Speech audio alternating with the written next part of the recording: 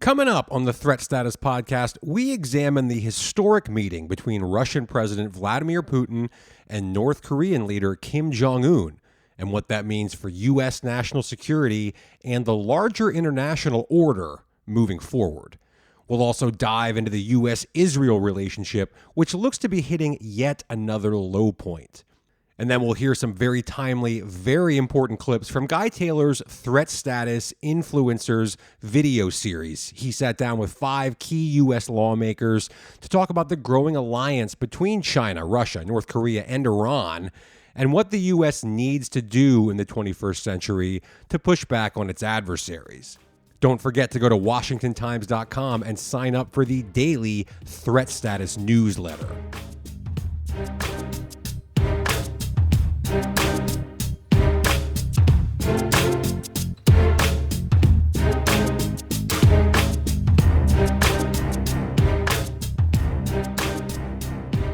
Hello and welcome to the Threat Status podcast. I'm your host, Ben Wolfgang, national security correspondent at the Washington Times, and I'm joined as always by my esteemed co-host, Guy Taylor, the national security editor here at the Times. We've got a great show this week, Guy, and later on we're going to hear some really fascinating and insightful clips from your interviews with Representatives Michael McCaul, Mike Turner, and other leading lawmakers about the biggest foreign policy and national security threats facing America today. But first things first, before we get to that, as always, what's on your radar right now? Thanks, Ben. One thing that really caught my attention in recent days was Russian President Vladimir Putin's visit to the North Korean capital of Pyongyang for his first ever direct summit there with Kim Jong-un. This was Putin's first visit to North Korea in 24 years, and it really highlights how Russia and North Korea are perhaps closer together now geopolitically than any time since the fall of the Soviet Union in the early 1990s. Putin has boasted that Russia and North Korea will coordinate in trying to undermine U.S. dominance on the world stage by trying to uphold an alternate multipolar global system. This is, of course, a reference to Chinese President Xi Jinping's talk in recent months about this idea of a multipolar world that the West no longer sets rules or global standards for in terms of security and international trade. With regard to Russia and North Korea relations specifically, this summit represented a cementing of efforts by Putin and Kim Jong-un to expand trade and financial partnerships between Pyongyang and Moscow, as well as military coordination, presumably including more North Korean missiles for Russia's war in Ukraine. But there's also another layer to the Putin-Kim summit, Ben. Washington Times Asia editor Andrew Salmon wrote a deep dive that we published in recent days in which he examines how Putin may be looking to North Korea for guidance on how to survive politically in the face of U.S. and international pressure against those two autocratic states. Some believe that Putin is interested in using the Kim dynasty playbook to maintain his own power in Russia for life. Guy, I want to talk briefly about the relationship between the Biden administration and Israel. Now, I've said a couple times here in the show in recent months that, this relationship, one of the most enduring and important U.S. alliances, has seemingly been crumbling. I may have even said before that it's reached a low point. Well, I think, unfortunately, now it seems to be hitting a new low once again. The tension and the frustration between these two sides is now fully out in the open. It's not just behind closed doors anymore. There's just no hiding it at this point. We've seen that in public criticism from the Biden administration over how Israel is conducting the war against Hamas in Gaza. And now this week, Israeli Prime Minister Netanyahu fired back in a very public way. In a video, he said, quote, "When Secretary Blinken was recently here in Israel, we had a candid conversation. I said I deeply appreciated the support the U.S. has given Israel from the beginning of the war, but I also said something else. I said it's inconceivable that in the past few months, the administration has been withholding weapons and ammunitions to Israel, America's closest ally, end quote. Now, he's, of course, referring to a Biden administration decision earlier this year to delay a shipment of arms to Israel, a move meant to express in a very tangible and public way the administration's frustration and even anger with Netanyahu and the Israeli military, which critics say is responsible for mass civilian carnage in Gaza. Israel, of course, denies that and blames it all on Hamas, which, as we know, routinely uses schools and hospitals and other civilian targets as cover for its fighters. But with that aside, there were some pretty major repercussions here immediately. Axios reported that the White House canceled a meeting with key Israeli officials scheduled for this week to demonstrate its displeasure with Mr. Netanyahu. And then the Wall Street Journal had a story about how the administration has not moved forward with the sale of a fleet of F-15 fighter jets to Israel, even after congressional leaders agreed last month to allow that major weapons deal to proceed. Now, all of this comes after Netanyahu was forced to dissolve his country's three-man war cabinet after former Defense Minister Benny Gantz left that cabinet because of his own frustrations with Netanyahu and the war in Gaza. So, look, I described this in the Threatstetter newsletter this week, Guy, as Israel versus everyone. They're taking fire from all sides, including quite literally from Hezbollah, which looks like it might soon launch a full-scale war on Israel's northern border.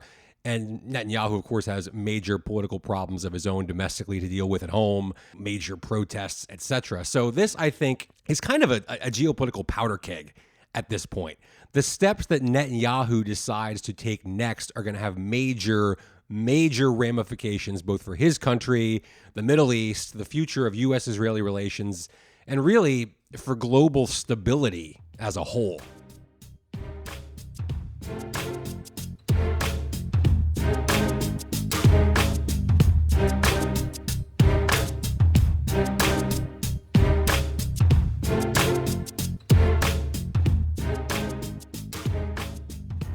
The first clip we're going to hear, Ben, is from my interview with House Foreign Affairs Committee Chairman Michael McCaul. I sat down with him in February, and he reflected on major geopolitical events of the Biden administration, including the Afghanistan pullout, Russia's invasion of Ukraine, China, Russia, Iran, and North Korea alignment, and China's threats to Taiwan. And most interestingly, McCaul, who is a Texas Republican, talks about his own foreign policy doctrine.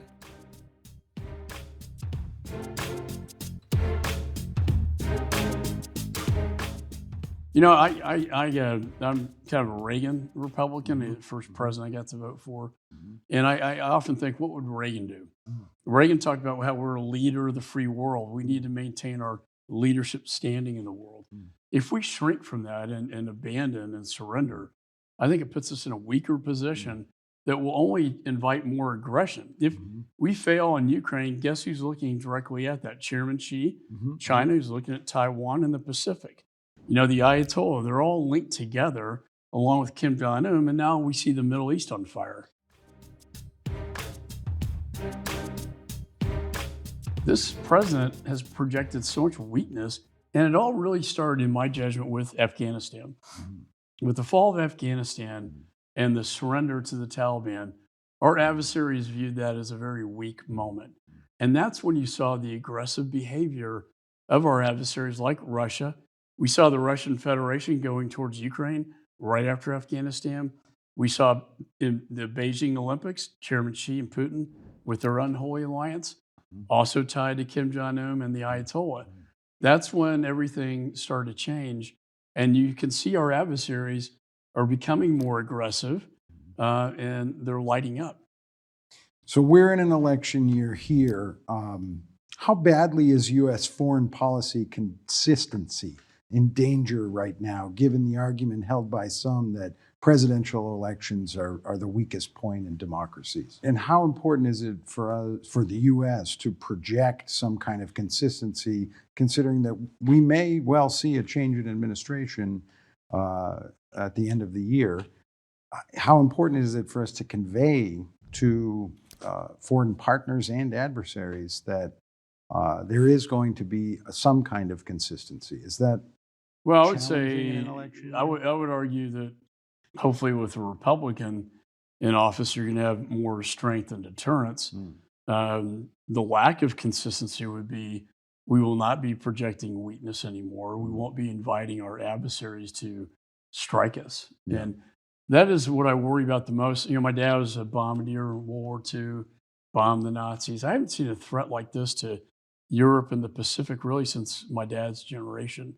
And I hope I'm wrong. I hope we can deter China.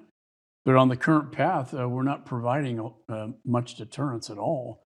And we certainly haven't done it well with Russia and in the Middle East right now. What is it that you see from your very unique perch here as really the biggest threat facing the United States right now? Well, I think kinetically, Iran getting a bomb, and they're very close. Remember, our special envoy to Iran he's under FBI investigation for security clearance violations. Russia, the threat, but I think China. I think long-term China is going to be the greatest threat to the national security of the United States. And they're very clever and very smart how they operate. They're very good at stealing. They're not one to say we're going to strike, but if they do strike Taiwan, are we in a position to defend Taiwan? Or will the American people even care about it? Now, I would argue Taiwan, 90% of their advanced semiconductor manufacturing of the global manufacturing takes place in Taiwan, TSMC. And think about that. If China owned or broke 90% of the global manufacturing of semiconductors, puts in a really bad spot. And that's why, Mike Pompeo came to me when I chaired the China Task Force, and I introduced authored the Chips for America Act to pull supply chain out of China, manufacture it either here in the United States or with our allies. But we have to do a better job from a diplomacy standpoint, economic standpoint, and military.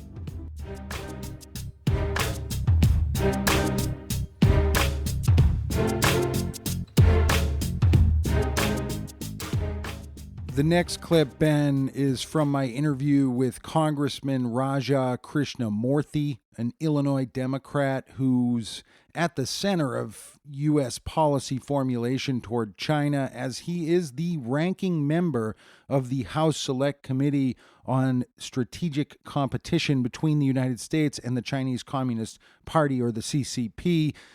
This is really a sneak peek, Ben, because the full interview with Rep. Krishnamurthy will broadcast online starting on June 27.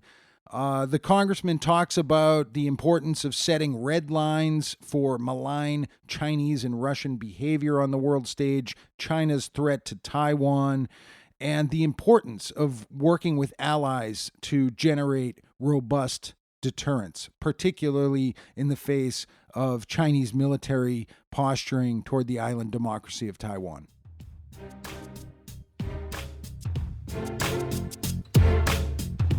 How do we do this?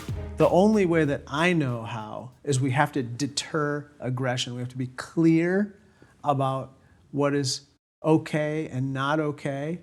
We have to protect our interests, and we have to work with our friends, partners, and allies to send the same message and adopt kind of rules of the road, so to speak, for how you conduct yourself in this world. For instance, it's not okay to invade another country and violate its sovereignty. What Russia has done in Ukraine, for instance, is important for us to repel, not just to help the Ukrainians, but to send a message to Xi Jinping. Are you concerned that China may move to militarily invade Taiwan? I don't foresee that right now. I don't think that the CCP would move on Taiwan now because they are overmatched in so many different ways, and they're not prepared. However, Xi Jinping has said that by 2027, he wants the People's Liberation Army to be ready to successfully invade Taiwan, and we need to take him at his word.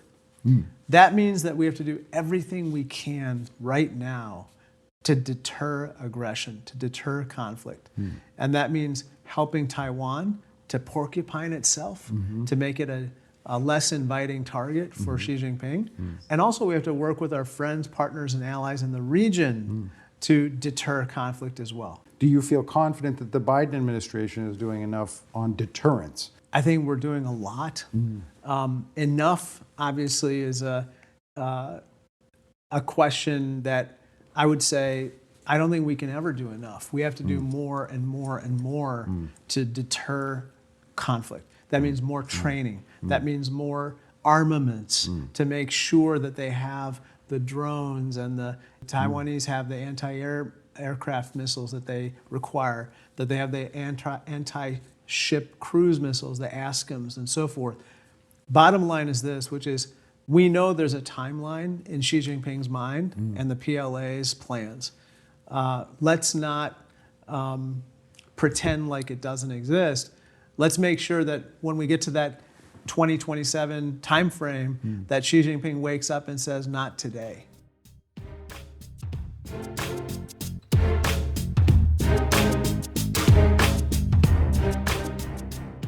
The next one, Ben, is from an interview conducted in March with Rep. Joe Wilson, South Carolina Republican and a senior member of both the House Foreign Affairs and Armed Services Committees. It speaks for itself. Rep. Wilson highlights the current great power global standoff between autocratic dictatorships and democracies.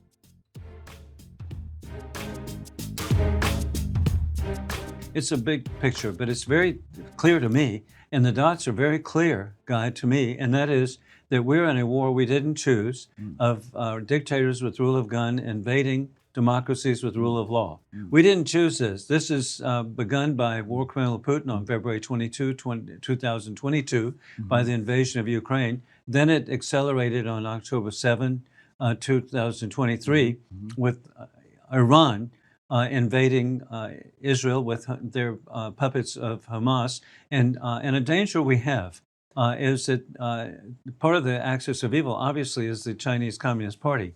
And they're watching. And we need to be ever vigilant to establish peace through strength. We should be strengthening the island of Taiwan. We should be building up, and we are, because I've just gotten back from visiting in Korea and Japan. And so in the Far East, we're building up Australia, Philippines. Philippines came under a water attack this week over and over from the Chinese Communist Party. And so over and over again, we need to be putting our allies together to try to have peace through strength in the Far East, because we're clearly in a hot war, whether we want to or not. In the Middle East, we are clearly in Europe, and never imagined occurred to me we would have another land war.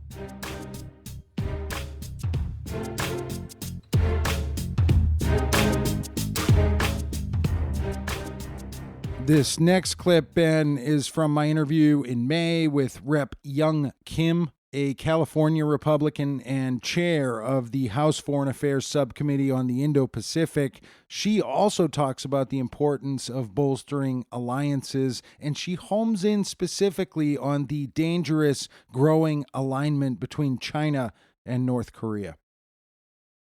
What are the biggest threats in Northeast Asia? Is it China or is it North Korea? And what is your take on that situation, given that you're a Korean American? I mean, I'm also interested in how your own experience as an immigrant it might inform your posture on this. Sure. I mean, to answer your question, what is more threat? I think it's both China and North Korea. Remember, they are also forming alliance with Iran and Russia. We also saw North Korea providing more weapons to Russia, which they use to continue to attack Ukraine. So we need to break that kind of unholy alliance by building our own alliance with freedom-loving countries. So that's one. Our alliance with South Korea is, I think, as critical and probably more important than ever before under those critical situations. We have common threat that is coming from, again, China and North Korea as we continue to show our leadership. And we need to ensure that U.S. and its allies move closer to working closely to deter aggression that is coming to our friends in the Indo-Pacific. We need to be clear-eyed to recognize that North Korea is a nuclear state. Deal with North Korea for what it is today, not what we want North Korea to be 10 years later, 20 years later. So we got to be very, very clear-eyed. Kim Jong-un, in my view, is probably more dangerous than his father, Kim Jong-il, and his grandfather, Kim Il-sung. The last clip we're going to hear is from my interview in May with House Permanent Select Committee on Intelligence Chairman Mike Turner, an Ohio Republican. Again, this speaks for itself, Ben. Chairman Turner highlights the growing China, Russia, Iran, North Korea alignment and the extent to which the U.S. intelligence community is prepared to counter it. Going all the way back to George W. Bush, you could identify Russia, China, North Korea, Iran as an axis of evil, as he called it. But more importantly, they are the leading authoritarian regimes in the world today. And the conflict that we see that's evolving is the conflict between authoritarian regimes and democracies. We saw President Xi of China standing in Moscow with Putin, stating on what we call an open mic, where they got caught, and he said, we, Putin and himself, are bringing about change that hasn't happened in 100 years. Well, we know what those 100 years are. That's World War I, World War II, and that was the fight between authoritarianism and democracy. They want to replay that. They would like authoritarianism to win, because they see democracy as a threat, not just with its lead in the world, but also as a threat to their regimes and a threat to their power. Now, Russia obviously is the most significant nuclear threat. They saber rattle continuously as to both the use of nuclear weapons, their aggression against Ukraine. They have a number of times threatened to use nuclear weapons. They're continuing to invest in expanding their nuclear weapons capabilities in what many are calling the exotics, which are new capabilities, weapons we've never seen before, including hypersonics that they've already deployed that would be able to defeat our missile defense systems. North Korea continues to grow its nuclear weapons capability. It now has ICBM capability that can hit the United States. We have limited missile defense capability that's directed at the threat of North Korea. But in addition to just being a threat to South Korea, they see their major adversary as the United States. Iran, of course, is the destabilizer in the Middle East, funding Hamas, Hezbollah, and the Houthis, where we see in the Houthis from Yemen, they're threatening commercial traffic shipping. And with Hezbollah and Hamas, they pose a significant threat to Israel, but also a destabilizing factor in both Syria and Lebanon, really destabilizing the entire Middle East. With respect to China, you are correct. They are the most global threat, largely because they have a global footprint. You don't have many places where you're going to run into Iranian troops or North Korean troops. Similarly, Russia, although they have troops in Syria and in other places, are largely focused on their European adversaries. But China has worldwide plans and designs. They're also enhancing their nuclear weapons capability. But that is where you see sort of the conflict between the United States and China. Is the United States doing enough to reform the posture of the biggest intelligence agencies, the CIA, the NSA, to address the growing China threat or this global threat, as you framed it? The biggest gap, I think, in the evolving threat and what we're doing in the intelligence community is a funding issue. We have funded our intelligence gathering as if we're looking at how to deter or counter the growth of our adversaries in 5 and 10 years, where our adversaries are looking at that they may be in a conflict with us in 5 to 10 years.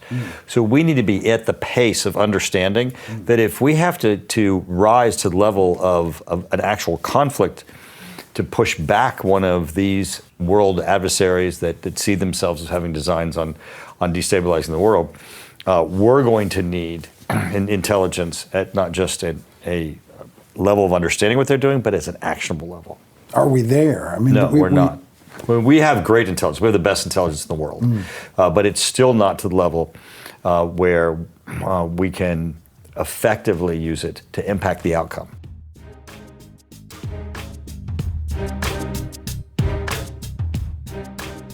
And it's now time for Threat of the Week. This is a weekly segment where Guy and I each identify a threat that we think is impacting U.S. national security right now. So, Guy, what do you have for us for your Threat of the Week?